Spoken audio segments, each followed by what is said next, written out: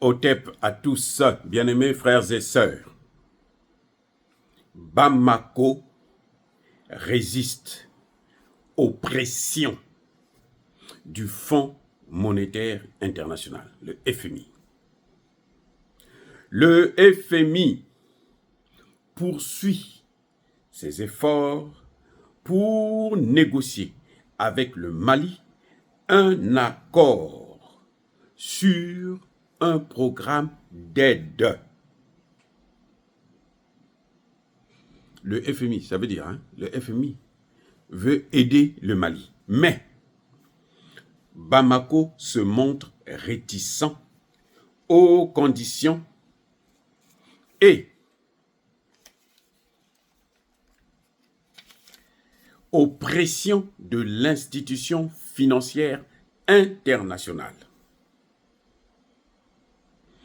Et l'auteur ajoute, ils ont bien raison de signer un contrat avec le FMI, c'est signer un pacte avec le diable. Le ministre malien de l'économie et des finances refuse de recevoir une délégation du FMI. Le Mali donne du fil à retordre au FMI, qui depuis plusieurs mois mobilise ses efforts pour intégrer dans son cercle, voyez non, pour vous prendre en otage, de programme Bamako. Entre le Mali et le FMI, des discussions sont en cours. Elles s'apparentent à un bras de fer. À la mi-décembre, c'est l'institution de Bretton Woods qui a dépêché une délégation à Bamako, mais pas de rencontre directe avec le ministre des Finances et de l'Économie. Les amis, un premier contact qui illustre des tensions entre les deux parties. Bamako se montre réfractaire à une organisation de plus en plus critiquée pour ses orientations, ses insuffisances et pressions en matière d'aide et de financement. Alors, les amis, là où des pays en Afrique centrale, quand ils entendent parler du FMI, ils tremblent. FMI, donnez vite l'argent. Et les gens s'attendent, là, le Mali dit, allez vous faire foutre avec votre aide. C'est du jamais vu. En Afrique, c'est du jamais vu. Le Mali dit au FMI, allez vous faire enculer.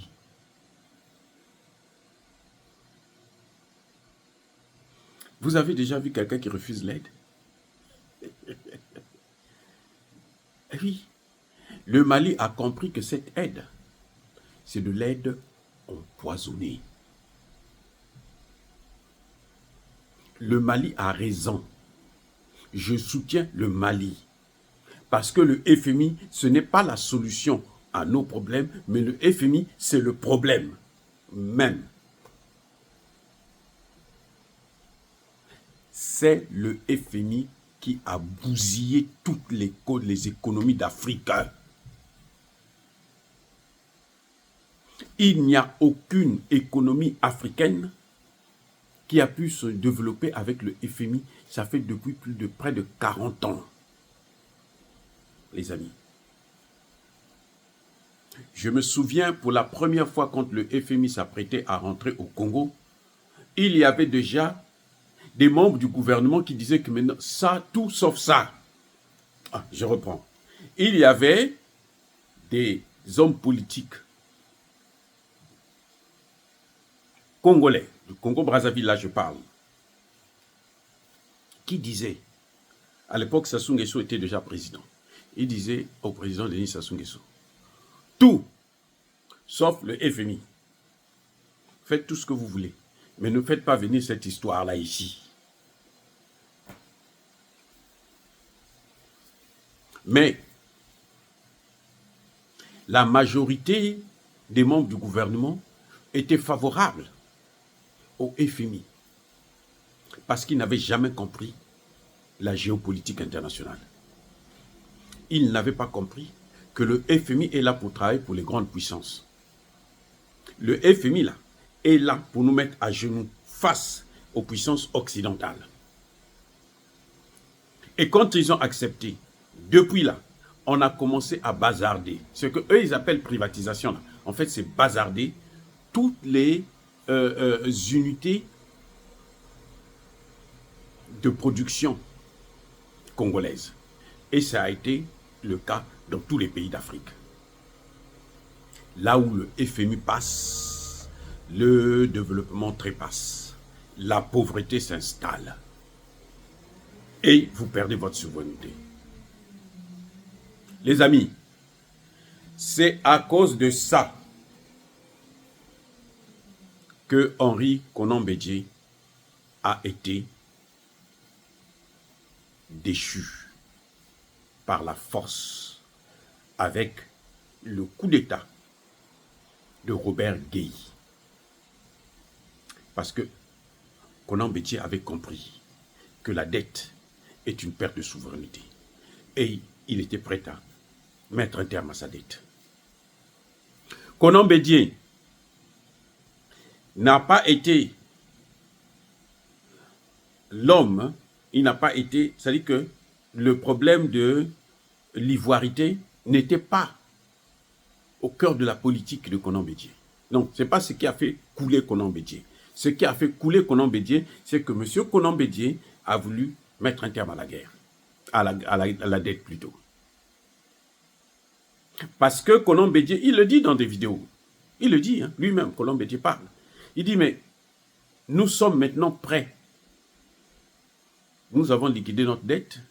Maintenant, il n'y aura plus des gens qui viendront élaborer notre budget à notre place.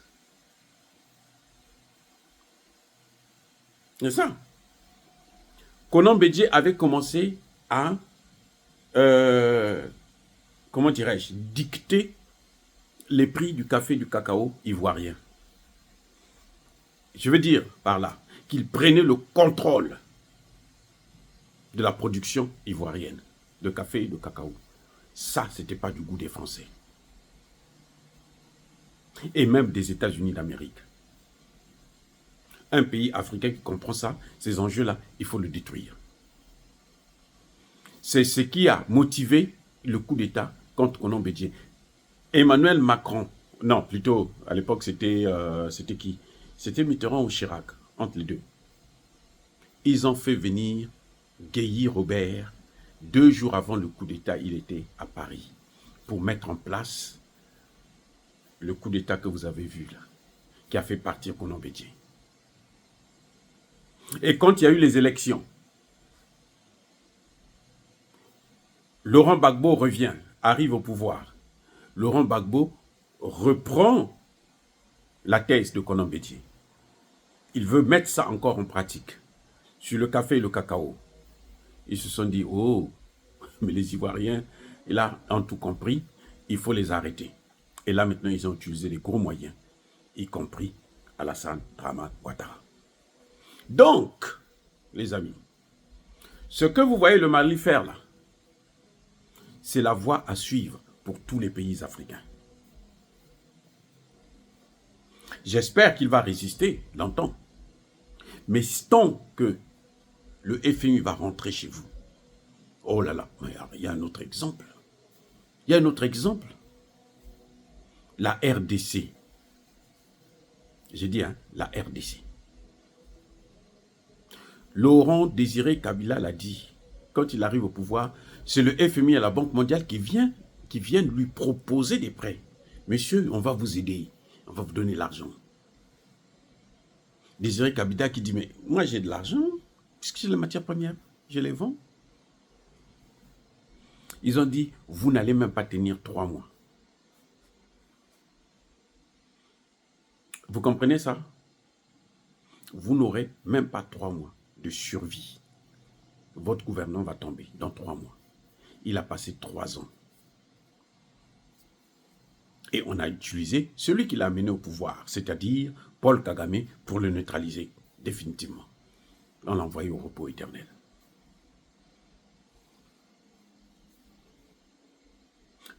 La dette est une perte de souveraineté. C'est pour ça qu'on impose la dette en Afrique. Parce que tant que vous êtes endetté, vous êtes obligé de brader vos matières premières. Les difficultés que le Congo-Brazzaville a, c'est la dette. Ça vient de la dette.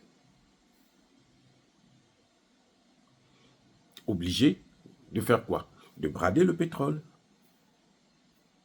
de brader le bois. On donne 50 ans, 60 ans, 100 ans à ces bandits, la France, Amérique et autres, Chinois, tout ce monde-là. Faites ce que vous voulez.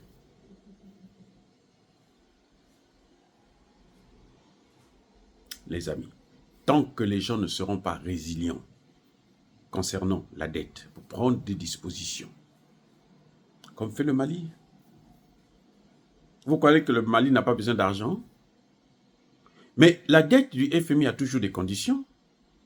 Ce qu'on appelle les programmes d'ajustement structurel.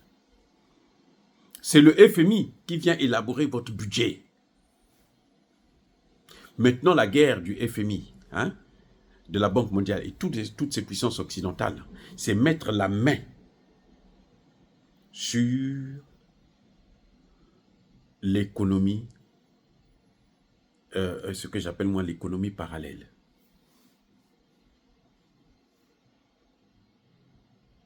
C'est-à-dire cette économie qui ne rentre pas dans le cadre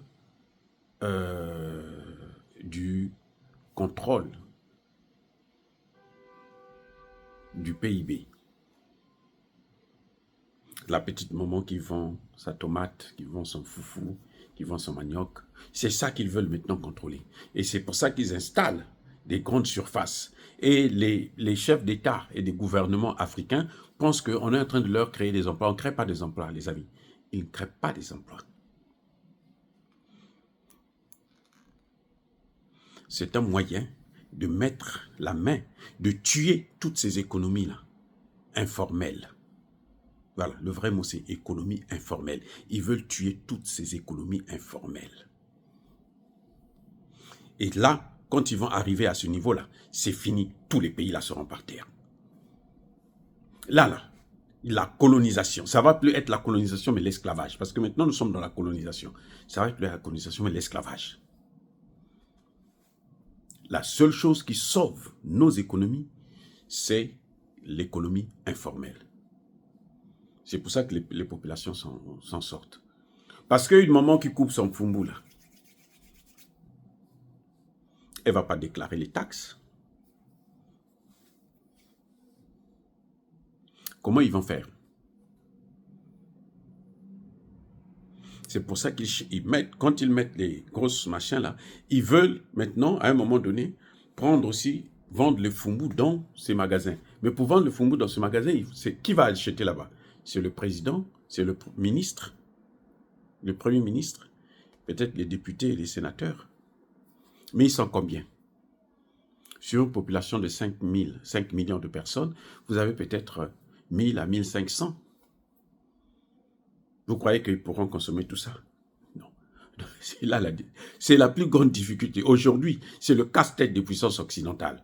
Comment on va mettre la main sur l'économie informelle des pays africains. Parce que cette économie informelle, ça rapporte plus que l'économie formelle.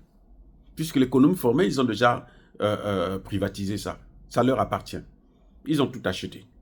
Ce sont eux qui élaborent le budget. C'est-à-dire que quand un pays comme le Congo-Brazzaville fait son budget, il y a un représentant du FMI de la France qui sont là pour dire ce qu'il faut faire. C'est pour ça qu'on dit pas de dépenses dans l'éducation, pas de dépenses dans la santé, alors que l'éducation, c'est ça qui sauve. C'est l'éducation qui sauve. C'est la santé qui sauve, parce que vous ne pouvez pas avoir des producteurs qui sont malades. S'ils sont malades, c'est pas la peine, ils peuvent rien faire. Donc, on veut mettre nos pays à genoux. Et le Mali est en train de montrer l'exemple. Kabila a montré l'exemple. C'est vrai que lui, il a fini par être assassiné, mais en tout cas, il a montré l'exemple pendant 3 ans. Il n'a pas endetté. C'est Tshisekedi qui est venu commencer à prendre l'argent. 5 milliards. Déjà. Pour faire quoi? Pour les voyages à Davos. Davos, là, c'est la capitale de la destruction de nos économies. Davos que vous voyez là. Ça rapporte rien du tout. Ce que vous voyez là, c'est la balade.